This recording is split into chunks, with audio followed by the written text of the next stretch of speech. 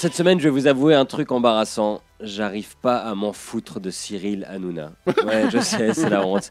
J'aimerais tellement ignorer complètement cette polémique, genre n'avoir aucun avis sur ce monsieur et son émission, parce que entre les fans hystériques qui le défendent aveuglément et les haters moralisateurs qui se croient supérieurs, parce que eux, ils regardent le petit journal, donc c'est prouvé, ils ont le double de QI. Il y a aucun camp qui me fait très envie. Parce que, soyons honnêtes, vouloir imputer la bêtise humaine à un animateur, c'est surestimer le pouvoir des nouilles dans le caleçon. Hanouna, il contrôle pas ce qu'il y a dans la tête des gens. C'est le mec qui a inventé la danse des sardines, pas le professeur Xavier. Comme si, jusqu'à l'arrivée d'Hanouna et de Touche pas à mon poste, la télévision n'était que dictée de Bernard Pivot, documentaire poignant et partie endiablée de chiffres et de lettres. Comme si, pour comprendre les émissions de Christophe de Chavannes, Patrick Sébastien, Vincent Lagaffe, Coé et Arthur, il fallait bac plus 12. Comme si on avait attendu Enora Malagré pour être con.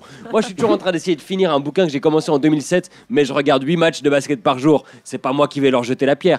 Il y a 2 millions de personnes qui le regardent tous les soirs parce qu'ils le trouvent divertissant, sympa et drôle. Voilà, la drôlerie, c'est très subjectif. Il y a même des gens qui me trouvent drôle, moi. Alors imaginez, on trouve de tout.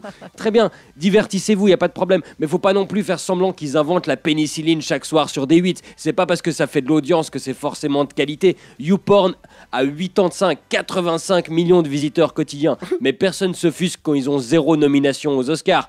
Bon, à part Marco qui défend la cinématographie de Backroom Casting Couch. Non, que les gens regardent cette émission, ça me surprend pas. Tu connais pas. Alors. Ça me surprend pas. Moi, j'ai zappé quelques fois dessus. C'est rythmé. Les gens dans le poste ont l'air de s'amuser. Un peu comme sur YouPorn d'ailleurs. Ils ont l'air de bien rigoler. Peut-être un peu plus fort que ce qui est humainement naturel. Mais ce seraient pas les premiers à se forcer de rire à la télévision. Ni à la radio, hein, Brigitte. Et je comprends pas les gens qui expliquent qu'en rentrant du boulot, ils ont pas envie de réfléchir. Ça leur change les idées. Bon, pour certains, c'est pas une excuse parce que déjà au boulot, ils ont pas envie de réfléchir.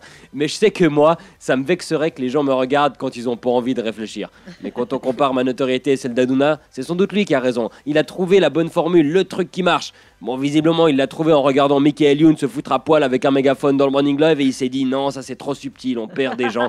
Non, il y a quand même des trucs qui me gênent. Que l'émission qui fasse le plus d'audience est une émission qui critique d'autres émissions, qui essaye de créer du contenu, ça en dit plus long sur la société actuelle que sur Touche pas à mon poste. Mais qui se vexe quand la moindre personne ose aventurer la plus petite critique, ça c'est un comble. Parce qu'à part l'exception de Charlie Hebdo, devenu intouchable depuis qu'ils ont été si durement touchés, Hanouna réagit systématiquement en accusant à l'antenne ses détracteurs d'être inconnus, parce qu'il faut être connu pour avoir un avis, ou un télo, une insulte que j'ai suffisamment essuyée durant ma scolarité pour transformer en compliment.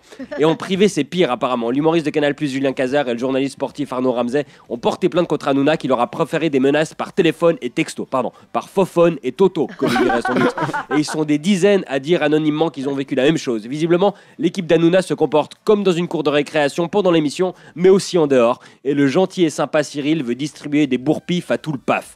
C'est ça aussi, je crois, qui me gêne. La gentillesse affichée d'Hanouna, la main sur le cœur, tous ses tweets se finissent par « je vous aime fort » et se commencent par « mes petites beautés ». Mais j'ai pas l'impression qu'il parle à ses fans, j'ai l'impression d'écouter Gollum qui parle à son anneau. C'est des fans qui lui ont apporté 250 millions sur 5 ans. Moi aussi, je dirais « je vous aime, mes petites beautés ». Mais parlons-en des beautés. Les fanzouz, comme ils s'appellent, qui vouent un culte à Baba, comme ils l'appellent, qui se retrouvent religieusement sur Twitter et Boubouk pour chanter ses louanges avec des hashtags « Baba est un amour », TPMP c'est ma vie, ça fout quand même des frissons dans le dos. Ça rappelle les fans de Justin Bieber, One Direction ou Staline. Si tu lis les tweets à voix haute, tu prends automatiquement la voix. Grâce à Skippy, j'ai retrouvé une totale liberté de pensée cosmique. Sans parler du plagiat auquel recourent souvent Hanouna, Camille Combal et les autres. Ben oui, avec 250 heures d'émission par semaine, on a vite épuisé ses bonnes idées et on pique chez les autres. Le plagiat, de toute façon, c'est comme la fraude fiscale. Oui, c'est du vol, mais quand c'est des gens connus qui le font, c'est pas grave. Et puis tant pis, si on est attrapé, on dira que c'est des jaloux et au moins on parle de nous. Et ils ont gagné. Je parle d'eux, mais je suis pas jaloux. Ou alors de Cazard et Ramsay, parce que moi j'ai pas été menacé par Hanouna. On va réviser le dicton. Oubliez les Rolex. Si t'as pas eu ta menace d'Hanouna avant 50 ans, t'as raté ta vie. Moi, quand je vois qu'on est dans un monde où Sapé comme jamais de Maître Gims est la chanson originale de l'année, où Kev Adams incarne le renouveau du cinéma français, et où la Suissesse la plus connue des Français c'est Nabila, je me demande si c'est pas moi qui suis con, un vieux con élitiste et désabusé de 26 ans. Bonne semaine et à ce soir sur D8.